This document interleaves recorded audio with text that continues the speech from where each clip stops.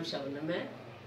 तो मैनू एलर्जी की प्रॉब्लम सी, एलर्जी सी मैनू, मैं बहुत सालों तो मैनू सी मैनू छिक्कां आनियां, कभी कुछ होना, कभी गले च रेशा, छाती च भी पेन होने लग जाता सी कई बारी।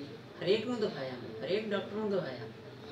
तो फिर मैनू पता लगा कि तुसी उस हॉस्पिटल में जाओ, रतन गुप्ता जी हैगे ने, डॉक्टर ने बहुत चंगे ने, तो उत्थे चैकअप कराओ। फिर मैं इत्थे आई, फिर मैनू बहुत चंगा लगा। तो मैं दिखाया, चैक कराया, देखिया, चैकअप किया, मैनू आराम है हुण। तो इत्थे दा स्टाफ भी बहुत वधिया है, इत्थे दा हरेक चीज़ ठीक है, साफ सफाई है। तो मैनू चंगा लग्या, मैं ठीक हाँ, हुण मैनू कोई दिक्कत नहीं हैगी, तो हुण मैं ठीक हाँ, वधिया हाँ। होर किते मैनू हो ही नहीं रहा सी, मैं कि जावां तो कित्थे जावां, की करां।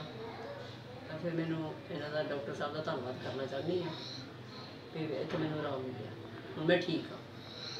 Thank you.